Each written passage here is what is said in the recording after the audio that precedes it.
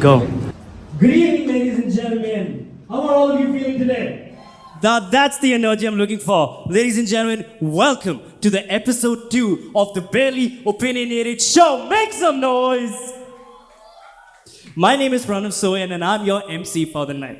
You know, today is truly a special day because all of us are gathered here to show our respect and show support to Rohit and to Barely Opinionated. I think Rohit is currently backstage wiping off his tears of joy, as he should, because he deserves this. And this goes to show that Barely Opinionated has truly made an impact. So let's have a huge round of applause for Rohit, ladies and gentlemen.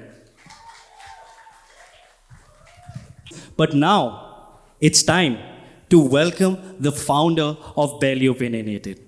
Barely Opinionated is a youth community that is making news and information consumable in bite-sized formats through social media for the younger generation. Rohit has created over 1,200 videos for Barely Opinionated and has 120 plus partner clients over the last 3 years and has impacted over 100 million Indians. So on that note, ladies and gentlemen, with a round of applause, let's welcome Rohit Agarwala! Let's keep the applauses going. Let's keep the applauses going. Welcome, Rohit. Welcome. Welcome. Where's the mic? Where's the mic? Where's the mic? Okay. Welcome, Rohit. I think, can we have a huge round of applause for the MC? I think he did a good job hyping up the crowd, yeah? Thank you. Thank you. Rohit, welcome. Look at me welcoming you to your own show. But this is success, yeah. This is success. This is the impact you've created. How are you feeling today? I'm feeling blessed. I have 2 amazing guests for you, which obviously you've come to see. So I'm not going to waste too much time. I'm going to quickly introduce them and let's bring them on stage, yeah? Pranav, yes, thank you for exiting the stage. I mean, aapka hi show hai. Chalo. So first, we have a person who leads 4 schools, impacting 4,500 plus students. She's India's entrepreneur 30 under 30, a pioneer in education 4.0, and the creator of Penumbra, a unique shadow play kit. Plus, she's all about women empowerment through philosophy, the clothing line that you can see right there, and teacher training called I Learn As I Lead. She's also an investor in another phenomenal entrepreneur that I'm going to introduce now. The next founder runs a woman-led business with a team of 120 plus individuals. She co-founded Hoovu Fresh in 2019, boosting flower shelf life by 3 to 4 times. While most women are happy to receive a flower, she shipped 1 million flowers every year. Hoovu is now the largest pan-India puja flower brand. Yeshodha and her sister are VC funded and rocked Shark Tank India, scoring a 1 crore deal at a 50 crore valuation. Massive, massive. That also, it was a year ago. So, should we invite them? Bhai. What? You just cannot introduce the guest like this. What do you mean? The audience is going to help us welcome the guest for the night. Audience, are you going to help me welcome the guest for the night? Really? Are you going to help me welcome the guest for the night? That's the spirit. All right. So we're going to do a very simple thing. Okay? All you have to do is clap to the rhythm of the song, We Will Rock You. Everybody knows that song? All right. We're going to do one dry run before we call them on stage, and let's see how it goes. Simple as it. As it goes, Rohit, please do it with me. Can we have the music, please? Cue the music. Perfect.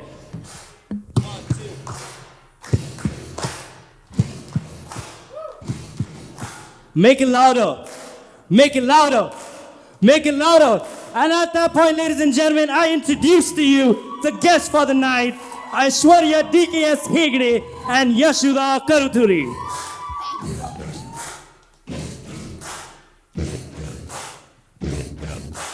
Okay, so we have 3 interesting segments for the show, and we're going to start with a very fun segment. They sort of have an idea, but they don't know what's coming their way. So the first segment is basically a Wasabi challenge. Do all of you know what Wasabi is? Yes? Okay, awesome. So we're going to have Wasabi on stage. Can someone please bring Wasabi on stage? So we have some strong questions to ask both of them. And if they choose not to answer any of the questions, which I feel they might they'll have to take a dab of wasabi. Sounds good? Yes? Are you ladies ready? Like you really want us to cry before we start. I said I would cry if they do something like this, and they're like, there are tissues there, no problem. No, we have to entertain the audience as well. Yeah? Okay. Can we have the wasabi on stage, please? So will you be entertained if we cry? Probably someone saying in front of me, that's a man, but I'll take that. I try to answer everything just because you said that. How about every time one of us has to take a shot, Rohit has to take one too? Yeah, I think that's a good deal. Yeah, entertain them even more. Okay, just for you guys, I'll do it. Okay, fine. Okay, first question, Aishwarya. Okay. What is the worst investment you've ever made, and in what startup or company? The worst investment I've ever made. Yes. You have to name the startup or company that you've made the worst investment in. Startup or a company, you're saying, is it? Yeah. I probably have made the worst investment in one of my luxury bags. As a company, probably one of my old Louis Vuitton bags that I've really made a worst investment. That's not fair. That's not fair. You can't take that route. Why? You said, isn't that fair? You said a worst investment, a bag is an investment, and I don't think investing on a bag or an expensive bag is a good investment, and that is a company. So I think that is my worst investment. Okay, cool, fine. Guys, should we take an answer or no? See? No, I think we had more no's. Are you sure? There are more questions to come. Okay, we'll move on. Okay, thank you.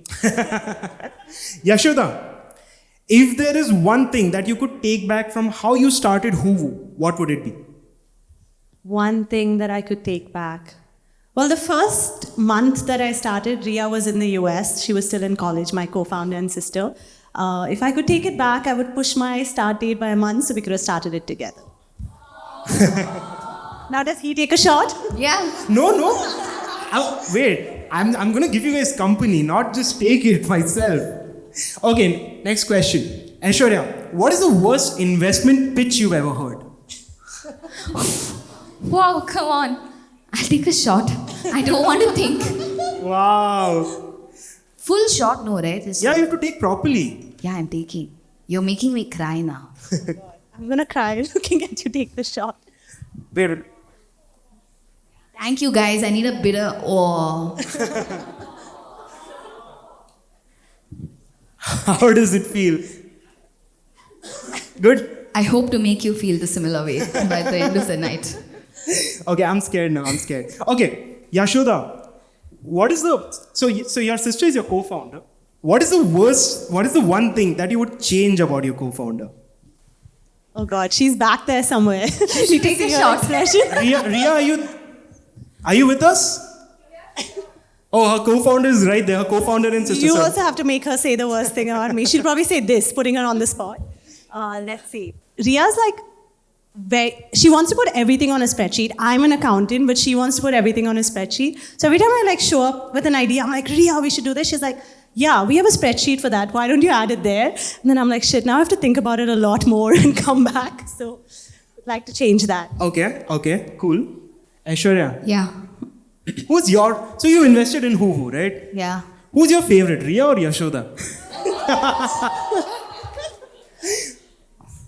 How can you pick between Ria and Yeshodha? I need both of them to perform equally so that the brand does well and I get back my... The question is, who do you prefer? No, I can't prefer both. One runs operations, one runs tech. Both of them are equally good. But who's your favorite? Oh! I think we should just... Wow, that was a lot. Yeah, that's how much she loves us. So Wow, That's that's how an much I love investor. yeah. Okay. I don't believe in divide and rule. Okay. What is the weirdest thing you've done in your early days to fit in as an entrepreneur? This is the question for both of you. You can start. Weirdest thing.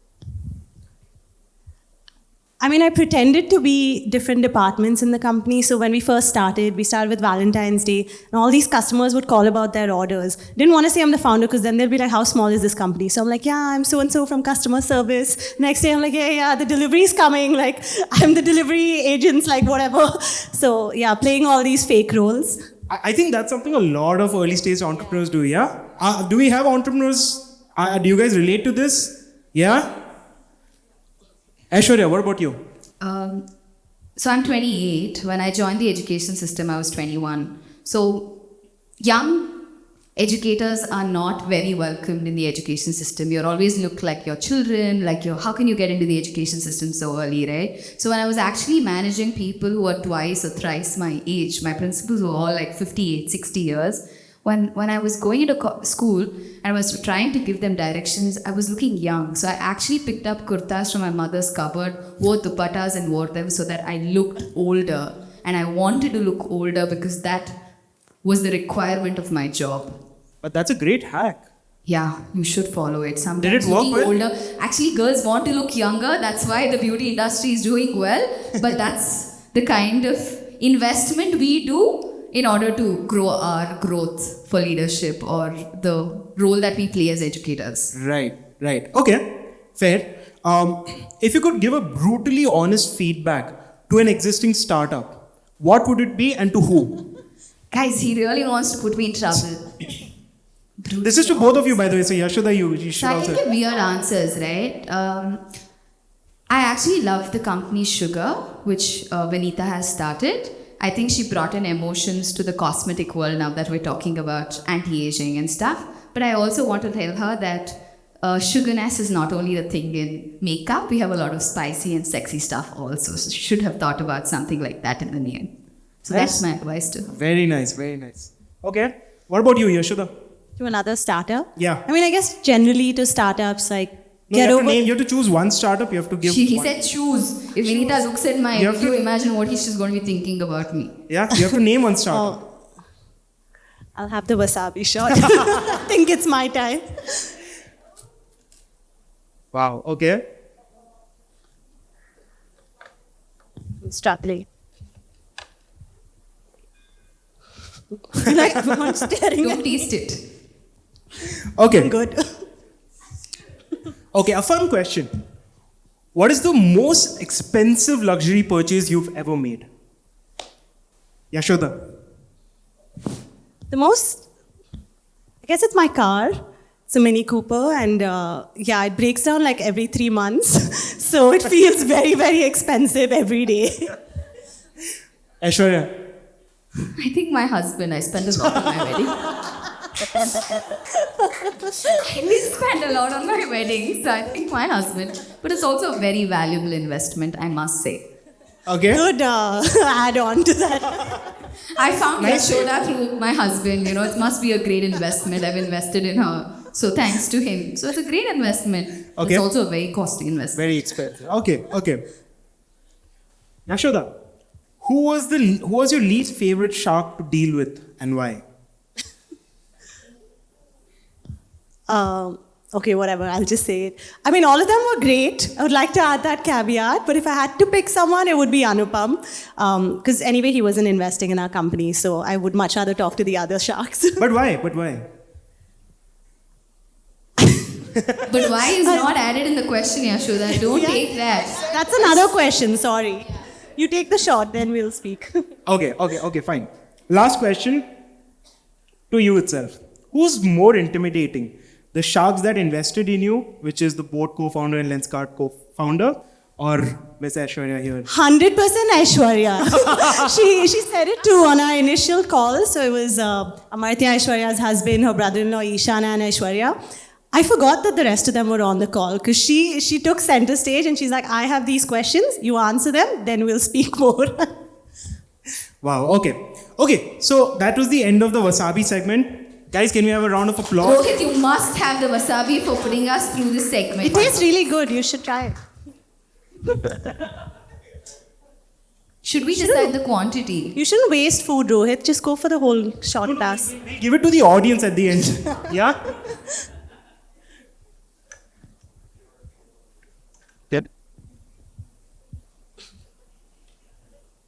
Oh my God, how did you guys not react to this?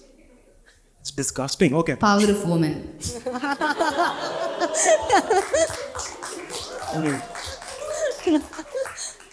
Okay. So, We digest things. is it? Okay, for the audience, you guys would have found a card on your chair. Yes, you have it. So we have two sides to it. One is blue and one is white. So the third segment, I'm going to get into the second segment now. But on the third segment, it's an audience interaction. Okay, so I'm going to ask you yes or no questions. If you want to say yes, you show the blue. If you want to say no, you have to show the white. Okay. Even in between, in case you guys want to ask audience any questions, please feel free. They can answer through those cards. Should Rohit take another shot? No, that's not part of the show. See, we don't have enough. Okay. So, Aishwarya, there's one common link between two of you, right? Which is Hoovu. Why did you decide to invest in Hoovu? Why not? I'll start with that because, if I have to look at I was just telling Yeshodha recently saying that, 5.7% of our Indian population actually spend on religion monthly, but 3.9% is spent on healthcare. So people spend more on religion than healthcare today in our country. And also growing up in a traditional family, I know the importance of how devotional most Indians are. And India is a country of religion, or probably the largest country which celebrates religion, and the most easiest and the simplest form of giving your devotion to a God that we all believe in, where 97% of us Indians believe in a God, is simply just giving flowers. And that's what they do. They make our lives, instead of going out, instead of our mothers trying to explain to their drivers or actually going out to select the fresh flowers, they deliver it back to our houses in a prescribed monthly form, where we don't even have to think of that, and removes the dilemma that we actually have to do this as a part of our work. What more can be a better, simple solution for our country? That's why I invested in Hoovu. Apart from that, I also believe that it's not just the idea, it's also people who drive it. I saw two passionate women who came from a background, brought in innovation to it, and like you beautifully brought it out in the introduction, not just waited for another man to give flowers to them, but made sure they're delivering and making so many more women's life or many more household lives easy through this process, which is why I invested in them. Awesome. Is it a bad investment? Actually, one thing that I did is I should have invested more, knowing that how well they've progressed. That's something that I regret. But if I get another chance, I will, and I'll do better this time. I think that investment truly came into fruition when you and Ria together opened the season 2 of Shark Tank, and you guys got the investment. Like Azan and I were talking about it, and I believe this is one of the best purpose-driven startups in India right now. How has the journey been since Shark Tank? This year has been, I don't even know where it went. It's been crazy post Shark Tank. And I think for us, Shark Tank was more of, for 4 years, we'd put in all of this work, and suddenly we were able to show it on a national platform, right? It was mostly so exciting for our team as well. Because when so many of my team members said when they first started working with us, and they were like, Hoovu, Puja Flowers, most people obviously didn't know us, and they're like, what is this company? And then they were like, oh, our neighbors are coming up to us, and they're like, hey, isn't this your company? So I think it just brought that pride in and validated all the hard work we had put in. And yeah, it's just great. Like Shark Tank is such an amazing platform for startups. I would highly recommend it to anyone that runs a company, right? And just being up there and presenting to the entire country. So many times, like even customers that we work with, vendors are like, oh yeah, I saw you on Shark Tank. Like then you must be a legit startup. So I think it just helps build that buzz around the company. But obviously you have to have a good product before you go there. So it's a lot of hard work before, and then yeah, it's definitely a lot of fun to be there and be on a reality show. When else will that happen, right? And Aishwarya, what was your reaction to knowing that a brand that you've invested in came on such a big platform in India and was introduced to India in such a phenomenal way? It was pride and validation that you're thinking right, because it is genuine happiness when you get validation from people around you. And it was not just going on Shark Tank, but it was, I think, post Shark Tank, what it did to them was more happiness and more validation to the process and the hard work that they were putting in, and how simple the idea was and how solution based the idea was, which reached so many people. Probably that reach could have been more difficult or more a harder path. I wouldn't say difficult, it would be a more slower path, but got accelerated at the right time, which was more a happiness feeling or a more pride feeling or a more empowering feeling, if I could call it, as a person, as an investor. So are there any other women-led startups that you've invested in, or are you looking at any other women-led startups that you're going to invest in? So Chilosophy is another woman-led startup where the founders are again 2 women who have come up with a brand where we not only talk about what we wear, but we talk about how we feel when we wear it. Because clothing is not about what you put together, it's about how you feel when you wear it. Do you feel comfortable? Do you feel empowered? Is actually the meaning of clothing today, or dressing today, or designing yourself today when you put out yourself, right? Presentation takes a bigger role to play than just purchasing something. So that's more what caught my eyes with Chilosophy. Apart from Chilosophy, there are various education-led businesses that I'm looking at, and I would prefer, and I am biased, honestly, when it's women-led, because I genuinely think women can multitask and their direction and crisis management skills are much better. But I don't think... I'm not saying men can't do it, but I just think women can do it better, that's all. So I just want to make this clear.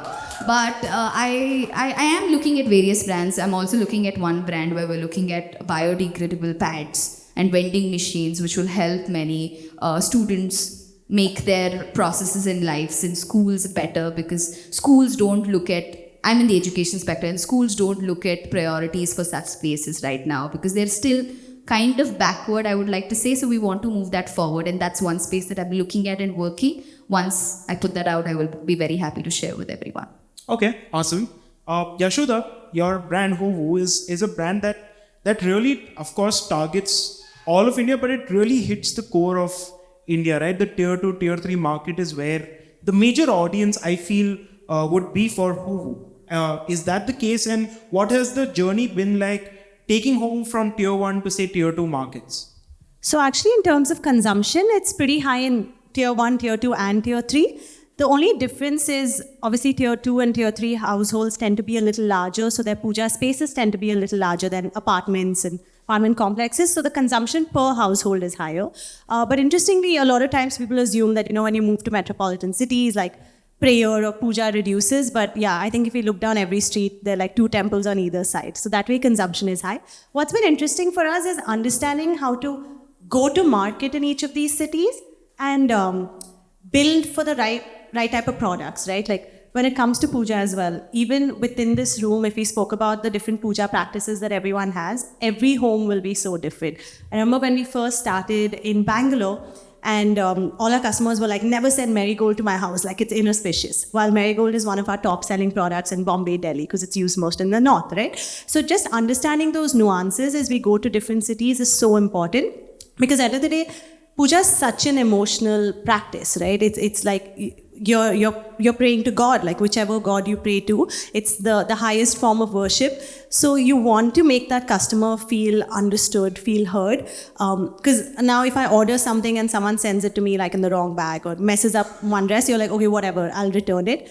But for flowers, it seems like the wallet spend is so less, but for the customer, it's like, you betrayed my trust, and now I'm betraying my trust towards God. Like, God is going to be upset at me because I'm giving the wrong flowers, right? So it's very important for us to get that right in each city and making sure that whatever is used there, however, like understanding the subtleties behind each person's practices. And that obviously differs from tier 1, tier 2, and within that also different cultures and so on. Yeah, I think India is such a diverse country on its own. Like if you actually divide India, we can actually divide ourselves into different countries as a whole, and we really have to market. I was recently at a brand summit, and they were telling us if UP or Bombay was actually a country, it would be the 5th or the 7th largest country in the world, and 5th largest country in the world. So looking at that, like when you're actually thinking of branding or marketing differently for different countries globally. Why shouldn't we not market different products differently in each state? Like I was looking at a chic shampoo recently. It was very fascinating and interesting to know that the color of the shampoo on the way they display it changes for a Kerala, which has a different yellow color, to changes to a UP, which has a different color, to Rajasthan, where they portray it as a egg yolk shampoo, because Rajasthans don't eat non-vegetarian and that's how it sells for them. So that's how marketing in our country is working. They're looking at each part of my country as a total different market and a total different country. And that's the way forward for marketing or businesses to scale up in our country, by looking at different regions, at different markets and different customers, and not looking at one country. It's a global perspective of marketing. Makes sense, but again, there's one thing that Azan and I talk about a lot, which is religion tech, right? And religion tech is something that is booming a lot now.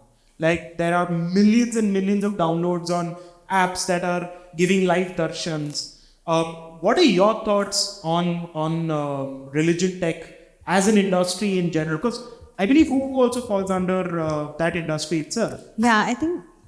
Go ahead. Go ahead. What's exciting about, everything has tech attached to it now, because, we are in a hybrid world, right? So what's exciting about religion tech is it opens up so many opportunities. People sitting in the US that want to see darshan here. I think we all at some point had Tata Sky at home when that live darshan was playing, right? I don't know, at least in my house, it was always playing in the mornings. So this has hybridized that a lot more. But at Hoovu, for us, it was always like, how do we use tech or religion tech in a way where it enhances the spiritual experience? Because at the end of the day, it shouldn't create an alienating experience where we're trying to digitize everything for the sake of digitizing it and people feel kind of disconnected, right? Because that is also a side effect of too much tech being used in the wrong way. So for us, we never really looked at religion tech as something to monetize, because we did have products, flowers, and we do agarbattis, dhoop cones, and all of those. But we're like, the biggest thing we realized within the first few months that we started, when we would send flowers to customers' homes, so many of them would reply, and they would send us pictures of their puja room, and they would never say thank you, they would say God bless you. And that's it. They didn't even want a response from anyone from my team, but they just wanted to share this beautiful experience, and they were happy that we had made that experience a reality.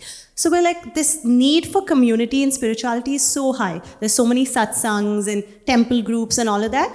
And even though religion is so big, as you rightly said, 5% of your spend is there, most people don't find a community to rely on fully, or there are no other products that are really being built here, not a lot of startups trying to innovate. So it's like this practice that's happening in everyone's home is extremely important for them, but nobody's really listening to that customer. So you miss that aspect of community.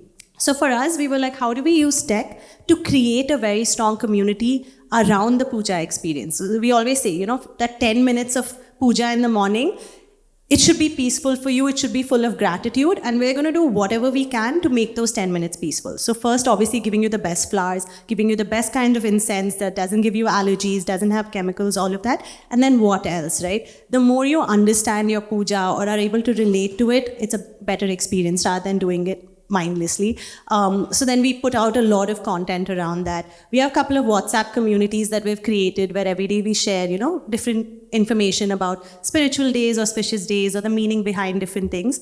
And I think that way people are able to kind of connect with that community. They have shareable content.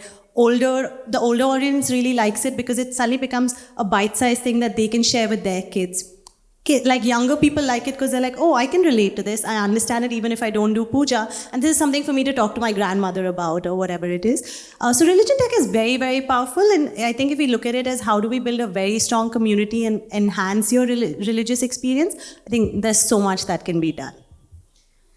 Rohit, I think religion tech is not something new. It did exist because India is a country of faith, right? And when faith is there, there is religion attached to it. And when technology has been so accessible today, which is why religion is connected to technology today, is how I would like to look at it. Because there has been temples, India is a home to I don't know how many million temples, and we're always been celebrating it. Or even when you look at the use of technology for it, easiest example that I would relate to is astrology. We've always used astrology in a technological platform where you can type on Google and say which astrologer you go to, and that came with a faith with that astrologer, and you believed in that, and that's why you use technology, right? I mean, that's how we connect religion to technology, and that's why religion tech as a concept has come out today. I only feel that technology has become so accessible in terms of whether it's our payment or whether it's our subscription, whether it's community building, whether it's, channelizing our thought process and what we want, which is why the topic is arise today, and we're actually making use of it, and it's a faster movement of processes. Otherwise, it's something that always existed, and it's not something new in a country like ours, is what I would like to believe, or what I would like to say. Okay. I definitely agree with it. But I just want to switch gears a little bit and touch a little bit on both of your personal lives as well, because that is something that the notion around women being in business or being in the corporate field is that, women have to deal with family as well as their work, right? Aisshwarya, I want to start with you. You do a lot in terms of the businesses that you run, the schools that you have, the initiatives that you have, whether it's social service or entrepreneurial, right? How has it been for you to balance your work versus your family? Balance is a very right word that you said. Starting off, as I started the day today saying women can multitask, I can see it in myself that I can genuinely multitask, and that's something that I've practiced, I have grown up with, and I have learned over my process of me being the different roles that I play. It is tough, it's not easy. I think that's one reason why we have differences in the number of women in the workforce in our country, because it's not easy to be a daughter, a daughter-in-law, a wife, a mother in the future to people to be, right? It's not easy. You're actually dealing with a lot, and you have to do justice to every role that you play. Otherwise, people look at you differently. So I think it's a lot about prioritizing, because there are certain things that you have to do today which will accelerate your life tomorrow. There are certain things that you can push to tomorrow, and people around you will understand that. And that's where your support system comes. And I think a family is a huge support system for you as a person to help you do what you want to do. Today, if I'm able to get up at 8, leave to work, come back at 9 in the night, it's only because my family understands that everything else that's required at home is done by someone at home, whether it's my grandmother-in-law doing it, or my mother-in-law helping me with different things, or even my husband trying to understand that his work and my work are equally important. It is very important. It's also important for my sister and brother to understand that my sister is working and progressing in life, which is why I need to take a back seat and say that I can't expect her to take me out on a weekday or take me out on weekends all the time. So it's a lot of sacrifice that's involved in the process. And I would also like to say that the sacrifice is a part of an investment that you put in for your growth. People say I sacrifice and I do this, but sacrifice is actually investment for your growth. And if you start looking at sacrifice for investment, you will enjoy your journey. And that's what makes you keep going with whatever roles you have to juggle. If you can look at it as an investment for the process of your growth, you'll handle it all. Yeshodha, what about you? What's your experience been like? So I would say you both have a sort of a different background when it comes to personal life, right? Like, you're married, you're not married. That's the only difference, huh? Otherwise, we were neighbors also. We were neighbors also before. Okay. Yeah, Yeshodha, why don't you share your... Yeah, I think when I first started working, I was really caught up with this word called balance, right? So I'm like, okay, even if I don't have work today, I have to put in 8 to 9 hours here, then I have to do this, I have to do that. I remember listening to this interview by Kiran Mazumdar, and she was like, there's no such thing called balance. Today, your priority is work, which means your family is going to take a backseat, your social life is going to take a backseat, and you're going to work for 15 hours. Tomorrow, when you have a child and you go for a PTM or you have a family function, you prioritize that without guilt. I think that without guilt is the most important thing, because what we end up doing is we'll burn ourselves at work and we'll be guilty about not being at home. And then when you're spending time with family, you're guilty about not being at work. I think the biggest lesson for me is getting over that guilt. Like every day your priorities are going to be different and you'll figure out an overall balance, but you're not going to have fun anywhere if you're stuck in this guilt. And I think just generally, one way it's really good, we keep saying super women, we do so much and stuff as a way to encourage women, but we also use that as a cop-out not to help women, right? Because we're expected to be wonderful women who do everything. And then women are scared to ask for help because you look around and you're like, hey, Aisshwarya is doing 100 things and she's married and she's with her family, I should also do that, right? But actually, what we should be saying is, Aisshwarya is doing 100 things. Is there something that I can do to lighten her load? Is there something that she can do to help me out, right? Because that is, I think we get confused between independent. We say, oh, I have to be independent. I can't be dependent on people. But there's no such thing as independent. It's independent and interdependent, because we only grow together when we're a network depending on each other that way. Thank you. Adding on to Yeshodha, I also feel people ask me often, women empowerment, we need men to empower us and all that. I just hate it. Like, why do you need men to empower us? If two women help each other and embrace sisterhood, I think we're all empowered. We need sisterhood. We need two women supporting each other. And I think they are doing great with a woman-led business, supporting so many women. And that's what we need. We need to look at another woman. If not, we can help. Look at them and say, wow, you're doing great. Because that compliment enhances their life and that compliment shows them and gives them a confidence. I keep saying this, that confidence is not when you give yourself, but it's actually when someone gives it to you. And that energizes you, right? It's not when I look at the mirror and say, wow, I'm looking good. And when someone actually comes and tells me that, wow, you're looking good, it adds that extra energy into me and validates me. I'm not saying seek validation, but I'm saying if a woman can compliment another woman and add to her journey, why not? What are you losing? Is the question you need to ask yourself. And I think we can all use each other, right? Like whether it's women depending on each other, which is great. And it's nice to see that shift, because I think when our mothers were younger and stuff, it was always like, oh, there's limited space at the top of the ladder, so you have to fight each other. I'm so glad that narrative has changed. But just focusing on looking at the people around you and saying, how can we depend on each other? How can we ask each other? That's why mentorship has played a really big role in me figuring this out. And interestingly, I've actually had a lot of male mentors, right? And in the beginning, Ria and I are like, are we doing something wrong? Why are all our mentors men? We need to meet some women as well. And now we meet both, and it's interesting to see. It's just about finding that empathy in the other person. And obviously when it's another woman and she's been on the journey, then she understands certain things that you've gone through, which maybe a man won't understand, or someone who's in a similar sector understands, or so on. But surround yourself with mentors, surround yourself with friends. So many times we don't want to tell our friends when we're having a hard day at work, because we feel like we come off as too weak, or I have to figure it out. But that's when you form your strongest bonds, and that's when your friend starts off tomorrow, she knows that she can depend on you. And that's where that balance actually lies, or some semblance of a balance. I think there's a long way to figure that out, but then that just makes the journey more fun, right?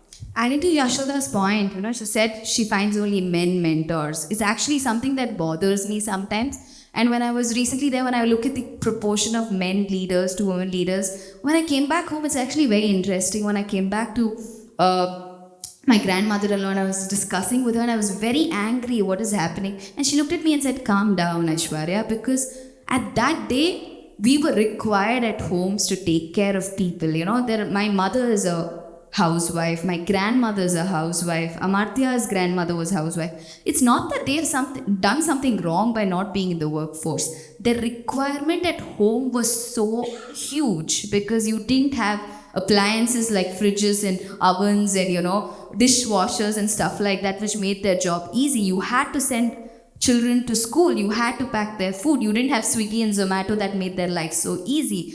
Technology was not there which could order things home. They had to plan their grocery, they had to go to the supermarket and get that, which required them at home, which is why probably Today, if you look at the top, there are not much women on the top, because that generation of women were required at home today. But that's not the scenario today. Today's scenario is very different. There has been so many solutions that have created for women to come out of their houses and help the economy grow. And that's why today women are a requirement in the workforce and not a need. And that day probably they weren't, which is why today we have to create policies and changes in our workforces where more women can lead up to the workforce, and we still can't be in that bias that the situation is just like that day and people keep thinking that, oh, women can't do it on the top. It's not that. They can do it. It's just that they didn't have the opportunity or they didn't have the pipeline to do it, but today they have it, so they should be given the opportunity. That's my only take to it. And just one last thing there, that's a huge privilege that we have, right? I still think it's hard for myself because I'm living my story, but it's still privilege for me to sit and say, yeah, it's so hard, like being a CEO, I have all these things while my mother cooks me my meals and a driver drives me to my office and all of that stuff.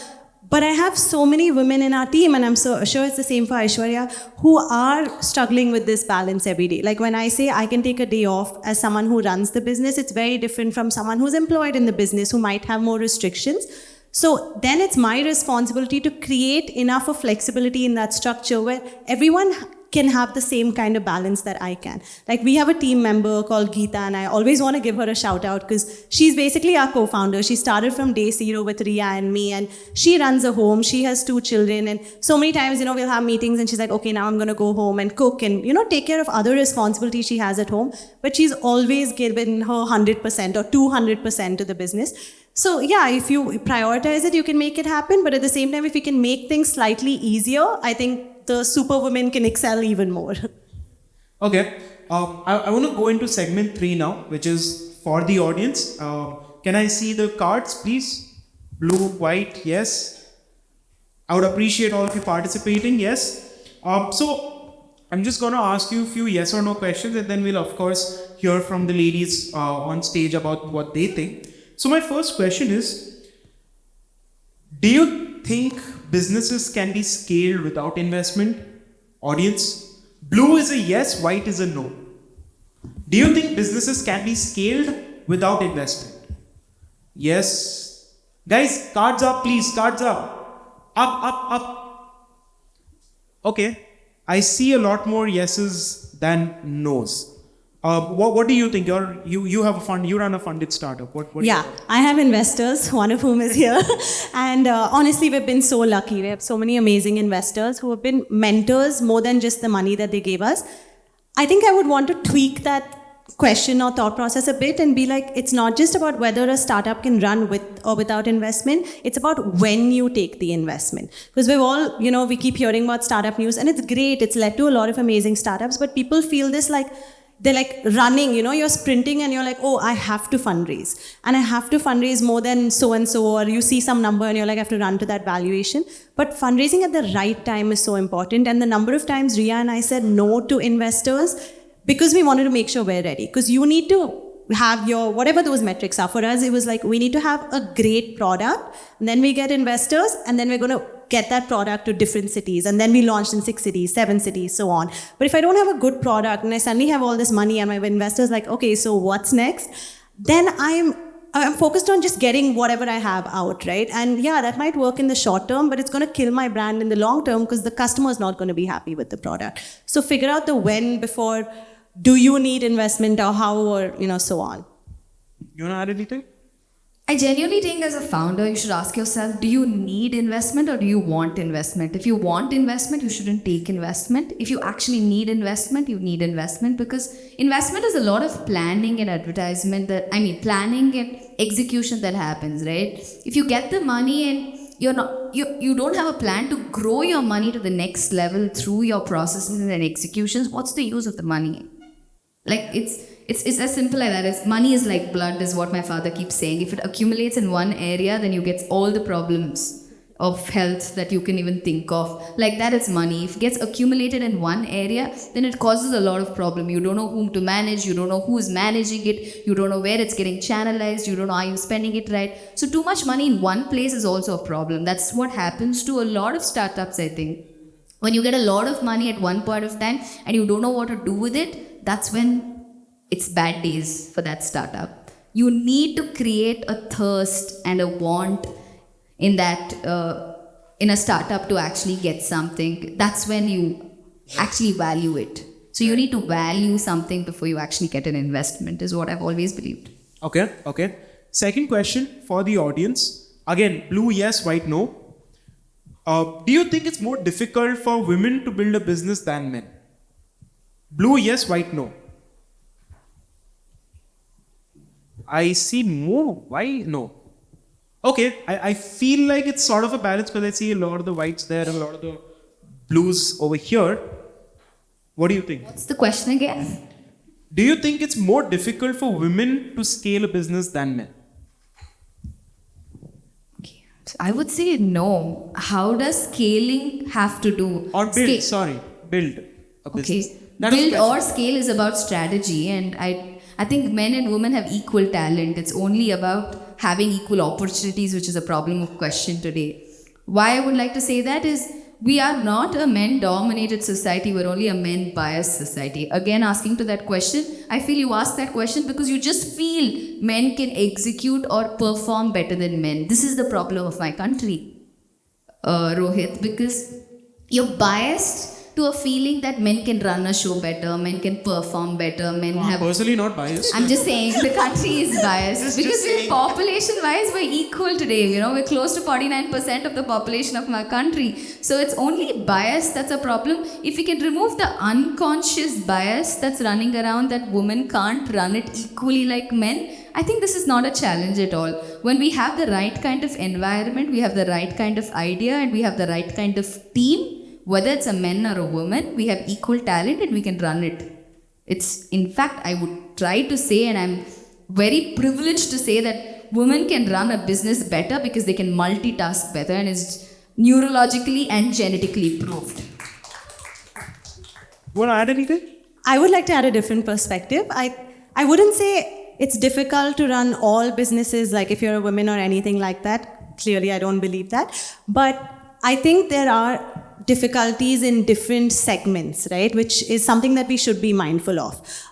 For me, I remember the first time, when I was doing market research and stuff, I would keep going to the flower markets, and I actually once didn't feel like driving, so I took my dad along with me. I was like, can you drive me to the market? And was just, standing at the entrance, and I wanted to go see what was happening. So I was going to go, and I wasn't even thinking about it. And he's like, no, you don't go. You're the only woman here, so everyone will notice you. Let me go and find out prices or something like that. But till he said that, I didn't even notice that I was the only woman in the market that day, right? So, of course, a lot of times when we are built with that confidence, when we're like, whatever is in front of me, I'll go for it, which is how we should be. It makes it easier, but that doesn't mean that the reality is that easy. There are biases out there, and there are discomforts that come up. We'll hire a good man to do the job that he has to do. Why should we say that we won't? No, but I think it's both ways, right? If a man is building in a very female-dominated industry, he's also going to face challenges. But I think what makes that interesting is that you pay more attention then.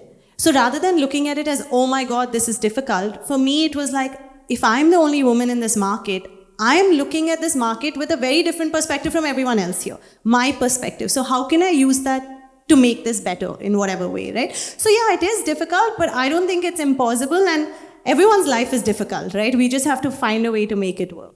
I also think men and women have their own advantages and their own talents, and each one have to embrace that. It's not like what men should do, everything a woman should do. A man can carry a big sack of rice or something like that, but you can't expect every girl to do that. But similarly, every girl can do something differently that a man is not expected to do. So we're not comparing what a man can do and what a woman can do. It's just about learning the different talent that is required for the job that they have to perform and execute. And that should be given equal opportunities without having bias, is my only point. Okay. A sort of a follow-up question to the audience now. Do you feel women still need to feel empowered? Blue, yes, white, no. Do women still need to feel empowered? Guys, please raise your cards. Okay, I see more no's than yeses. Yeshodha. I'm happy to see we have an audience that says no, that feels every woman here is empowered. So cheers to that. Yeah, I mean, there's obviously we take things to another extreme, and as I said earlier, right, calling everyone a woman, like pushing it to the limit where you're like, okay, a woman has to do everything and then it becomes superfluous, like marketing for every company. Women's Day, let's empower women kind of thing. Not that, right? But I mean, there have been psych studies and stuff that have been done where if you put a gender bias question on like an SAT, the woman ends up performing worse in the overall test because it subconsciously plays on you and stuff. So there is research around that. Does that mean that every day we sit and give each other a pep talk? I don't think so. I think how we're going to feel empowered is when we see examples around us of empowered women and men, right? Breaking the day-to-day stereotypes. Right now, the biggest thing holding us back, of course, there are things in the environment and society, but we have it much better than our mothers, grandmothers, so on. But for us, it's that, can I take that first step? I don't know a lot of people here that have taken that first step. That for me, I can speak from a women's perspective. For someone else, it could be whatever community or whatever they belong to, right? Seeing those examples helps. And that's why I think it's really important. And nowadays we have such easy platforms with social media that when people are doing anything, they should be proud of their work and they should talk about it, because you don't know who you're impacting with that. You might feel like you're building a small business, or you're like, you know, someone that like goes on a hike and stuff like that too. There are a lot of women who start posting a lot more on that so that other women feel safe and be like, oh, I can also do that. You know, I'm not held back. So I think empowering should come through examples and through mentorship, as I said, rather than just every Women's Day social media post saying we women are great that all companies tend to do. I completely... I'm sorry, before you proceed with your answer, I also want to sort of expand the perspective, because I feel like we're talking from a very tier 1 market right now. I want you to go into the tier 2, tier 3 atmosphere as well, and I want you to take that into consideration and maybe share your opinion then. I completely agree with Yeshodha, whether it's tier 1, tier 2, or any woman for that matter, saying that empowerment should come through mentorship, you know, and what kind of mentorship is a kind of a question mark in front of us. One of the things that I've noticed, you know, I've been in the education system for about 7 years now, and I employ a large percentage of women being teachers in my organizations. And one of the recent trends, or one of the most shocking trends that I see in the education system is when I sit down with them for interviews or when salary negotiations, I see women not fighting or demanding for their salaries. And I'm sure when I go back to think on why this is so, I feel like the confidence level of a woman is always lesser than a man. When you look at it, you feel like, you know, I'm not good enough is always a feeling that we have. Or probably to a tier 2 city, when you look at it, you feel like these are all responsibilities and we're not doing favors. You know, that's the attitude every woman has. Like if she's doing something extra for the family, she never looks at it saying that she's contributing for the family. She's always look like, it's my responsibility. I have to do this as a woman. I have to do this as a wife. I have to do this as a person in the family, as a daughter. If my father says I have to get married to this person, as a daughter, I need to do this. It's not because, you know, I want to do this. These are the certain things that we women try to put into our head and say that everything is a responsibility, everything is an ownership that we have to take, and it's not exactly what we are contributing or what we are putting on the table, saying that, look, this is what we're putting on the table. Going back to what I said about teachers coming, I see they don't even negotiate their salary. If I would like to ask the audience here, how many of you women actually negotiated for your first salary?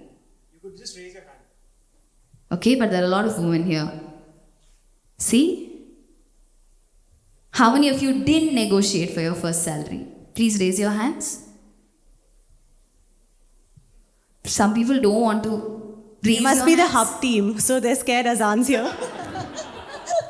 No, you should go ask saying that I deserve this, I get it. So this is the problem, you know. People, as girls, as women, we feel we're not good enough. Let's try. We're not here to... And even in the tier 2 cities, what happens is women feel that, you know, we are secondary income, you know, the men brings in the primary income to the family. We're secondary income. We're not like the actual support system, where the secondary support system is a feeling that we have. Till that feeling change and we bring in to a system and an organization where both of them are equally contributing and equally putting in the effort to actually run a family and educate a society, that won't change, and that confidence has to come in, and that confidence will come in only through mentorship. This is the problem. If I've answered that right, if this can change, and if the mentorship can be given to women, that you're not just doing your responsibility, you're putting your ownership, but you're putting a lot of effort and you're putting a lot of investment into your growth and your family's growth. A woman does well, the family gets educated, is what we've always heard. Why do you do that? Because an educated woman brings in an educated child. She brings in an educated husband. So she gets an educated country forward. The economy grows. Which is why I think it's so important for all of us to actually empower women through mentorship by educating them, saying that these are your opportunities, why don't you explore them? Okay, interesting. I have last question for the audience, which is that, do you think housemakers, which is a good chunk of women population in India, should get a salary for the work that they do? Blue, yes, white, no. Is everyone, guys, don't be scared to answer, come on. The idea of being barely opinionated is to freely share your opinion and share your perspective. Raise your hand. Okay. I feel like the no's are scared to answer the question. I think no, because I just answered saying that technology has made life so easy for a woman that she has to come back and contribute for her country. Why should she be a housemaker and still stay at home and keep thinking about what she should just do to her husband, to her wife, to her family? She needs to come back and work for the progress of my country. In a flip perspective, I absolutely agree, but I still have to counter you, right? The idea of a homemaker getting a salary is that it's a family is basically different. A family is a company, and each person has different responsibility, right? A man is doing something, and a woman is doing something, right? A woman is taking care of the house, which is as much... That's a bias, Rohit. Why should a woman only take care of a family? No, but obviously we can flip the roles as well. Flip the roles. So you say homemaker should be paid, I'll agree. But your question was, should a woman homemaker be paid? That's my problem. So one thing I want to add there, and I actually want to counter the thing, right? In terms of whether a homemaker, woman or man should be paid, idealistically, we would all say yes, please, but who's dropping this money? I'm not sure, right? Like, it's like a universal basic income kind of concept. Would be great, but which government scheme, so on, feels too complex a situation to discuss. But I think one thing, it's like, again, right? We, in that race to empower women, sometimes we are trying to become men. And it's not about men or women also, it's like become this stereotypical successful person who has been emulated by men for decades and centuries and so on. So to push women and say you can do more, we have somehow automatically said being a homemaker is less, which is not true, right? Recognizing that is a very, very important role. And my mother was working. We're three sisters, right? My mother was working when Ria and I were younger, and when my youngest sister was born, she took a break for a couple of years. And when she was working, her contribution to me was very high. Seeing her that way, I was always so inspired. I was like, oh, my mom goes to work and I go to school. Like, it was always such a crazy and amazing thing to me. But when my mom was home, it was also so amazing to get that time with her.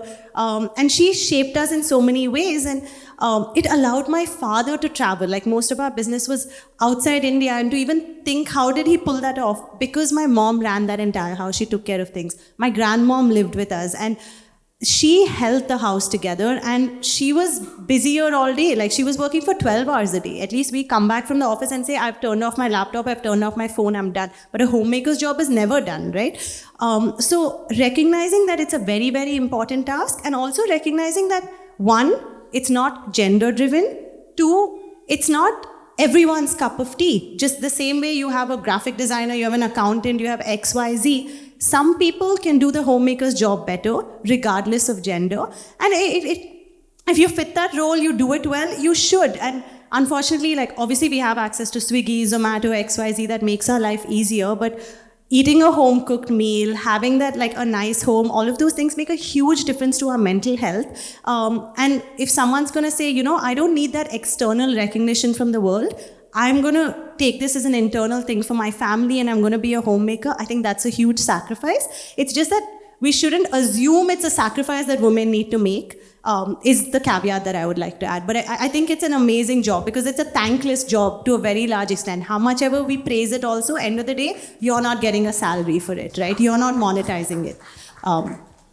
Okay, so moving on from that segment on a lighter note, Yeshodha, I want to ask you, you've grown up with your sister, Riya, who's here. And my other sister too, Shriya, she's here too.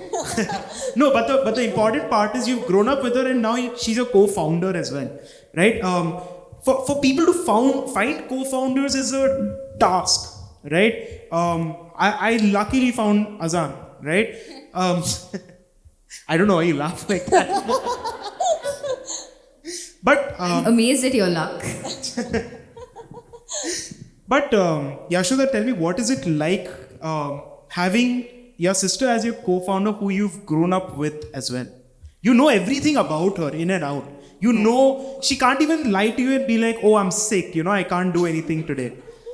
I would just like to tell my investor, look, I always have a long-term vision. At the age of 2, I invested in my co-founder and look where it got me. But jokes aside, it's amazing to be able to work with any co-founder that you get along with. I think that relationship is so important, and there's so many breakages that you see in wonderful companies because that relationship doesn't work out. For me, I was so lucky that I found that partner in my sister, and I said, right, like the first month we started Hoovu, Riya was still in college, and then she was just a good sister. Like I would call her and I'm like, oh my God, I have to do all these things, I'm stressed. And she's like, okay, I'll help you. Then she kept helping me and I was like, do you want to help me forever? Can we do this together? And suddenly we became co-founders. Obviously that transition from a sister to a co-founder, it's very important to draw the right boundaries as well. And I think the biggest thing that has helped us is being able to do that we are sisters, and she's my younger sister at home. But when we're in the company, we are equals. Her opinion is the same as mine, and her area of expertise, she knows better than me.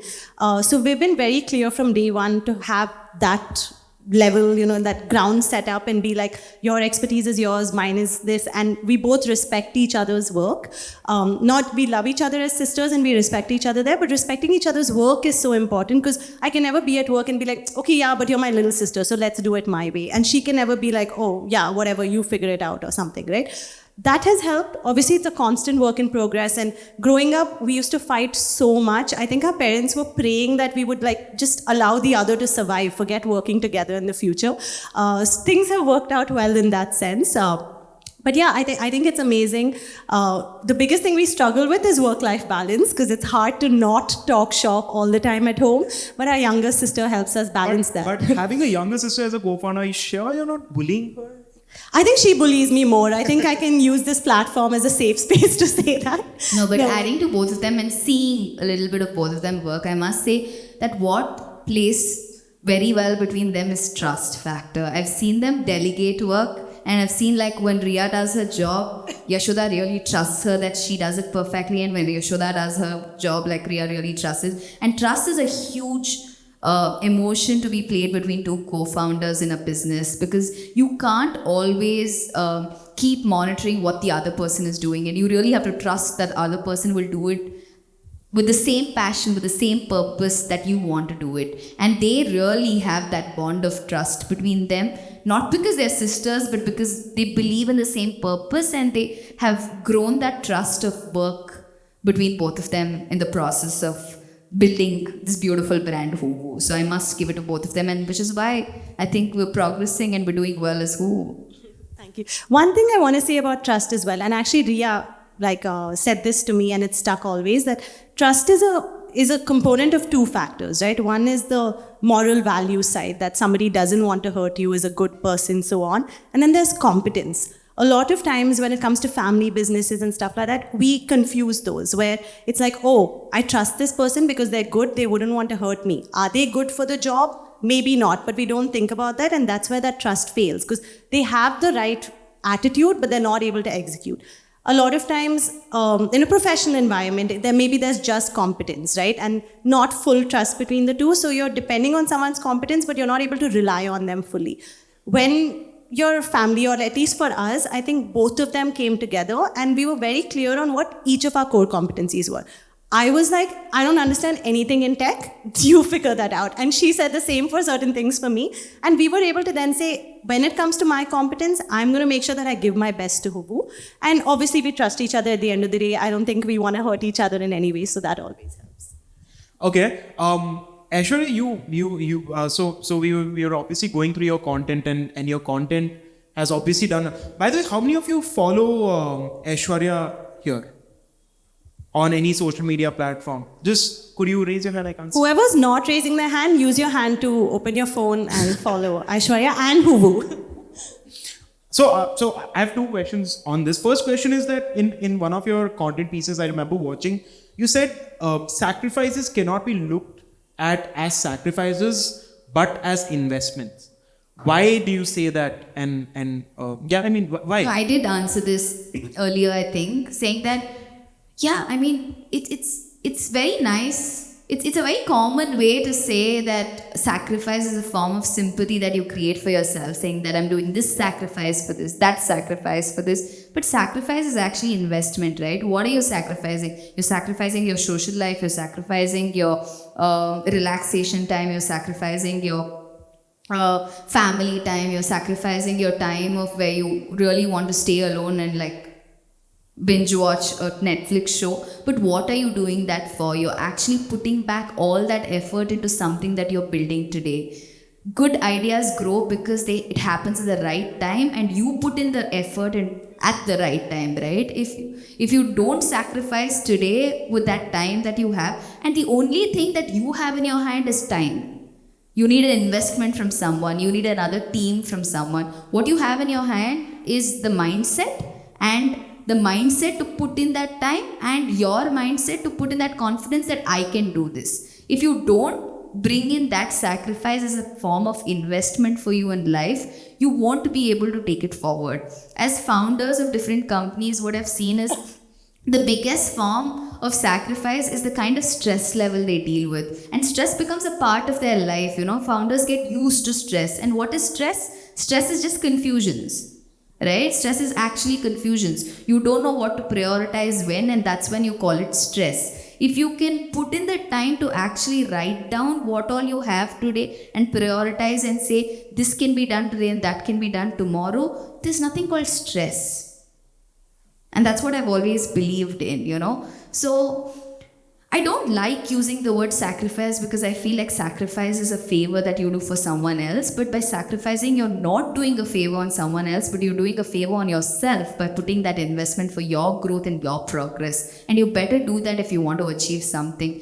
If you don't want to achieve something, then asking for that sympathy, saying that I've done this, I've sacrificed this, and you can go on. That's not a entrepreneurial mindset. But just to counter to that, wouldn't you say that there are women that come from a more conservative background as well, right? Where they face a lot more restrictions in terms of their movement, the things that they can do because they are a part of a certain family or a certain society, right? Definitely, like no doubt about it. So restrictions are very different. That's why I said there are a few things that you have in your hand.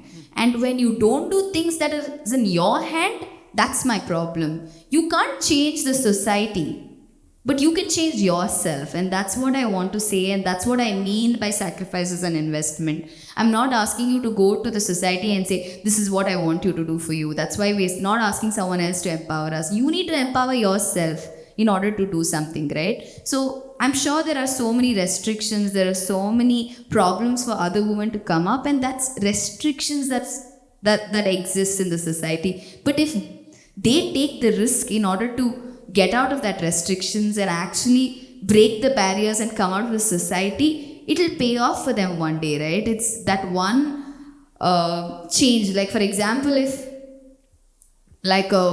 I'm thinking if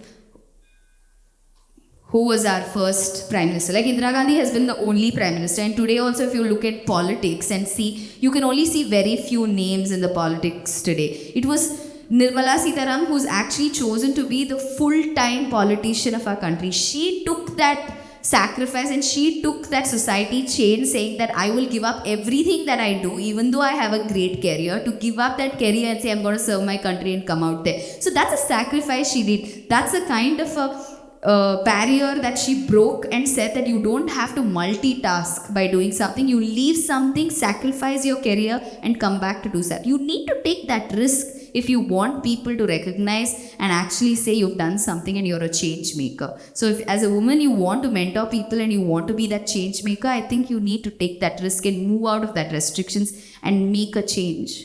If you don't make the change, no one will. And I think we all always think about grand gestures when it comes to change, but there's so many small things we can do every day, right? Like, just think about your own home, the people around you. Like, what are small conversations that you can have to open up someone's eyes? Or you don't have to go out there and volunteer somewhere and help 1,000 people. Talk to your maid, right? Can you help her family out in some way? Or does she have certain ambitions that are not showing up? Or talk to your sister, right? Like, you don't know. Today, with exposure to social media and stuff, younger kids are having so many more insecurities and stuff. Just a conversation about confidence there will help her break out of whatever barrier she has. Talk to your grandmother. Like, sometimes we feel like it's so difficult to have conversation with elders, but they give you a perspective so different. So it is an attempt to say you need to go ask and talk and say, I need to have a conversation with you. The problem with our generation today is we don't know how to ask, but it is a generation where you have to be good at asking. You really don't have to know good answers. In a generation of chat GPT today, in a generation of AI, you just have to need to know to ask good questions. You don't even have to know good answers, right? So you need to practice to ask. And that's the problem in the education system. I don't know if that's an attack on me or what, but I hope I did a good job. But I have so many more questions to ask you both, but we are running short on time. I just have one last question for you, then we'll open it for Q&A for the audience as well. Where do you see Hoovu in 5 years from today? So for me, we always say Hoovu is a fresh take on tradition, and we started with puja flowers and now we've expanded to agarbatti, dhoop. We're launching a couple of other puja products and everything. For me, when I look at Hoovu, and for me and Ria, it's like, how do we build a trusted brand around puja? Because I don't think that exists. Like, puja is about trust, it's about emotion, but unfortunately there's not a go-to trusted brand for it. We want to create that, right? Where every day when people use whatever Hoovu product they use, they're like, I know this is going to be the best quality and I feel good using it. Like, puja is supposed to be about feeling good and we just want to enhance that. So being able to do that pan-India across the world would be the dream. Okay, awesome. Okay, with that, we come to the end of the Barely Opinionated Show.